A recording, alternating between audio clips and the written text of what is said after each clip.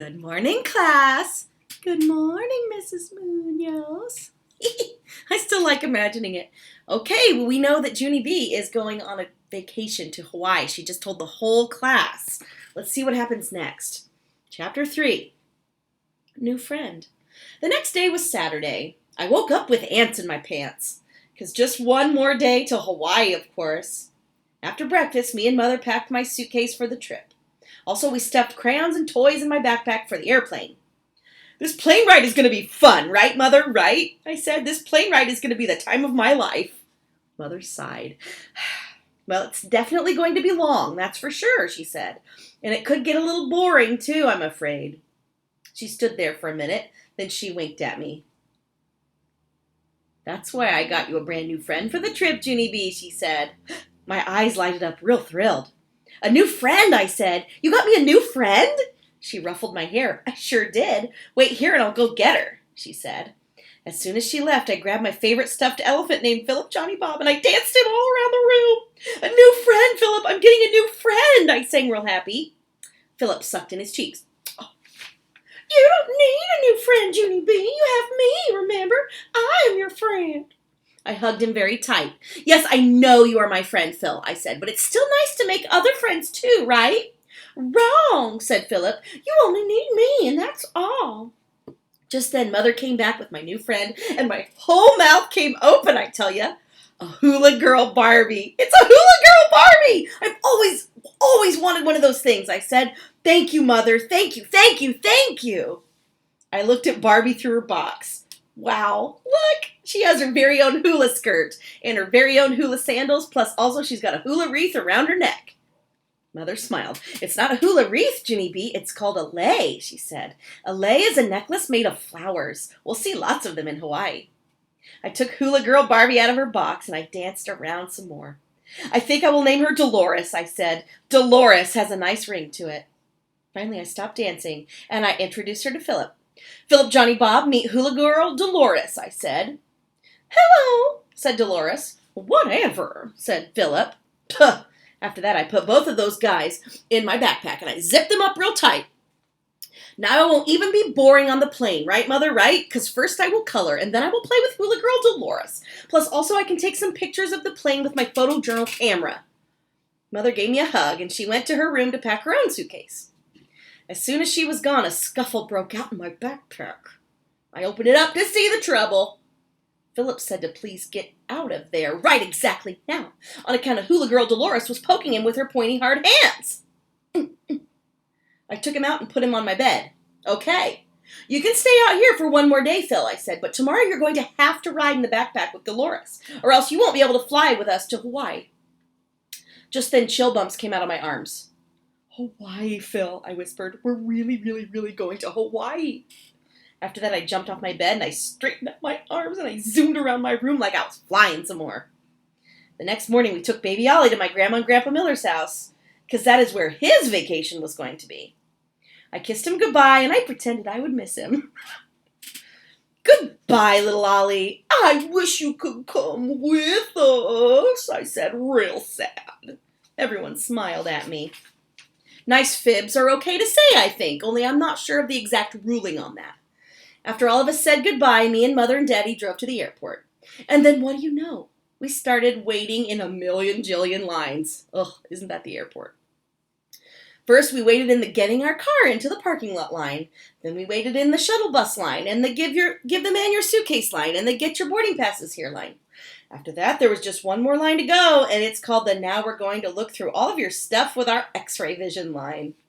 That line is exactly like the lines at Disneyland, except for it's longer. Plus, there's no actual ride at the end.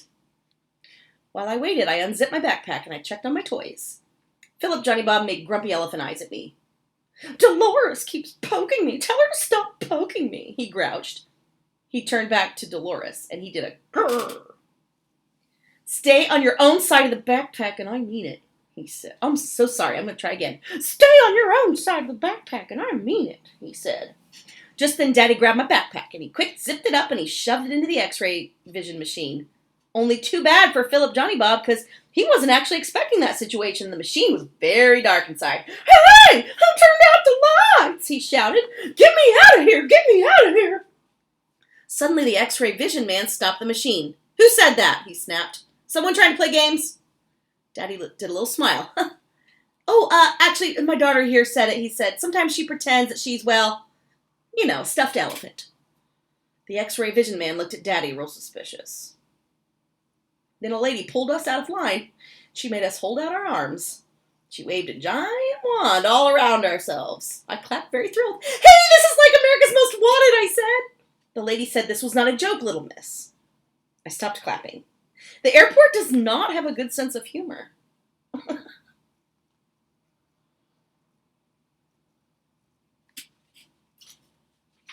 Chapter 4, Being a Sandwich. After we got to our plane gate, we waited and waited some more. Then at last, the man said it was time for us to board the airplane. Board the airplane is the airplane word for, what do you know? Another dumb bunny line. Only good news, this time, we were near the front. And so finally, we got to our seats. "I get the window seat! I get the window seat!" I called real loud. Then I ran there speedy quick and I sat right down. There was a teensy little shade on the window. I pushed it up and pulled it down. It was a little bit stuckish. That's how come I kept pushing it up and pulling it down and pushing and pulling and pushing and pulling until it loosened up. Pretty soon I tapped on Mother and Daddy. "Watch me, okay? Watch me work the window shade," I said. I took a big breath and started right in. "Up, down, up, down, up, down, up, down," I said. I stopped and breathed again. Then I speeded up a little bit. Up and down, up and down, up and down, up and down, up and down. Just then Mother reached out her hand and she stopped my progress. "Okay, good, fine, excellent shade work, thank you very much," she said. Then she buckled my seatbelt. I stretched out my legs as long as they would go, and guess what? They reached all the way to the seat in front of me. "Whoa, my legs are as tall as a giant," I said. I flattened my feet against the seat, and I pushed and stretched some more. Then all of a sudden, the lady in front of me popped up like a jumping jack, and she spun around real angry. "Would you please stop kicking my seat?" she grouched. "I don't like having my seat kicked." Mother quick took my legs down. "Oh my, I am so sorry," she said. "It's her first plane trip." I looked at Mother very curious. "But I wasn't even kicking her seat," I said. "My legs were just being tall."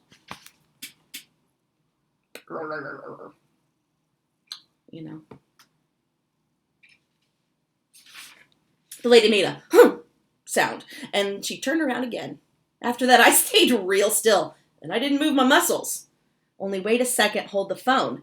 Just then, I spotted the cutest thing I ever saw. And it's called, "Hey, there's a little tray on the back of the grouchy lady's seat, and it's folded up real flat." I leaned up and opened it. "Ha! What will they think of next?" I said. I practiced folding it in and out. "Watch me, Mother, watch me, Daddy," I said. I stood up tall to demonstrate. In and out, in and out, in and out, in and out. Bam! The grouchy lady popped up again. "What in heaven's name are you doing now?" she grouched. I did a gulp. "I'm demonstrating my tray table," I said. Mother's face looked embarrassed. The lady did a snort and turned back around. "Please, Junie B," said Mother, "behave yourself. Do not touch that lady's seat one more time." I slumped way down on my seat. Then I reached into my backpack and I pulled out Philip Johnny Bob and I whispered in his softy ear, "Do not touch that seat right there or a grouchy lady will snap your trunk off," I said. Philip raised his eyebrows. "I can't touch it," he said, "not even with my little pinky toe." I thought for a second. "Well, okay, I guess you can't touch it with your little pinky toe, but that's all," I said. And so, very careful, Philip reached out. And he touched the lady's seat with his pinky toe. And she didn't feel a thing. Me and Philip laughed and laughed at that funny joke. Then pretty soon he tapped on his chin and he looked curious at me. I wonder if there's a grouchy lady behind us, too," he asked. I shrugged my shoulders. "I don't know, Phil. Why don't you take a peek?" I said. And so Philip Johnny Bob turned around and he tried to peek through the seat crack, but he couldn't get a good look. So finally I had to lift him way up to the top of my seat. And I let him stare back there for a while. Only bad news, it didn't actually work out that good on account of we forgot that Phil's eyes are buttons. And buttons do not have good distance vision. He came back very glum. "Phooey," he said. "I couldn't see a thing. Now what?" I thought some more. Then, yay, a little light bulb went on in my head, and I quick reached my hand into my backpack again, and I took out Hula Girl Dolores. Phil, it's Dolores. It's Dolores, I said. Dolores is skinny enough to fit through the seat space, see? Plus her eyes aren't even buttons. Philip smiled. You are sharp as a tack, Junie B, he said. I know it, Philip. I know I am sharp as a tack, and so I will send Dolores on a spy mission to the seat behind us, I said. Please stand by. After that, I picked up Dolores, and I pushed her through the seat space, and I let her take a nice long peek. Only just then a little bit of trouble happened, and it's called I felt a tug on Dolores' head. And then, whoosh, someone pulled her to the other side of the seat. I could not believe my eyeballs at that situation. Very quick, I got on my knees, and me and Philip looked over the top of my seat, and oh no, uh-oh. Another grouchy lady was staring back at us. She was holding Dolores in her hand, and her face was not smiling.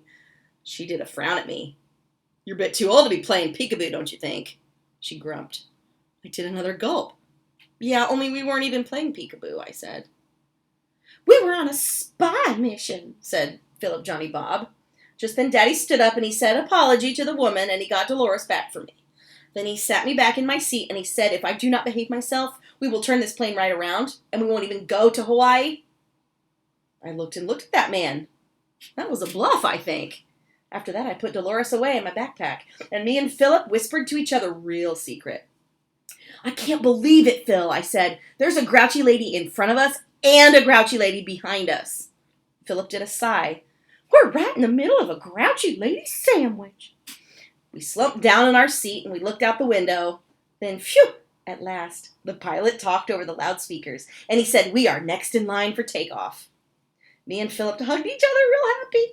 And then, yippee, the engines got very loud.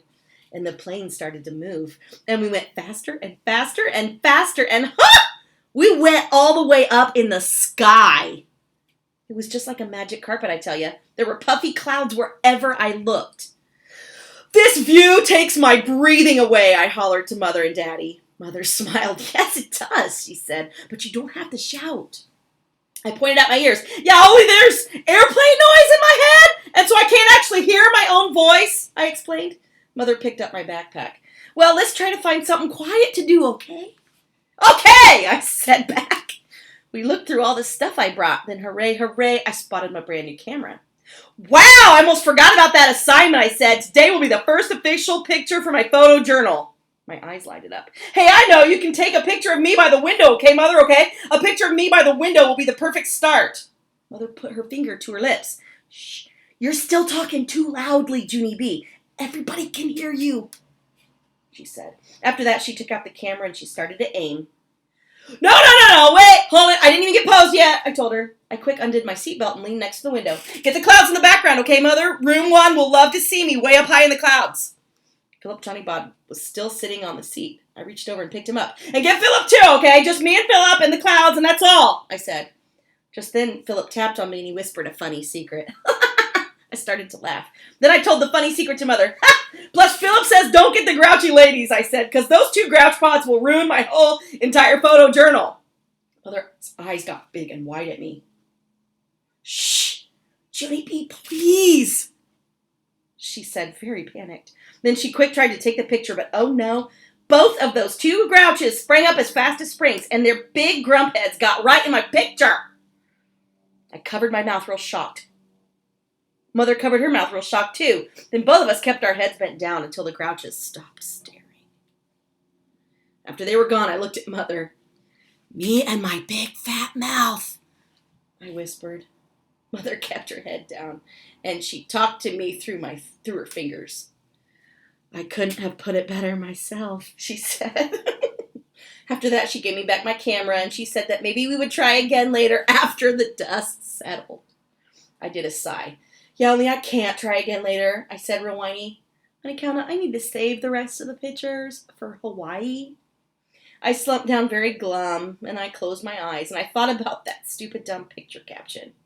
I did a cringe. My photo journal was not off to a good start. Day 1, grouchy ladies.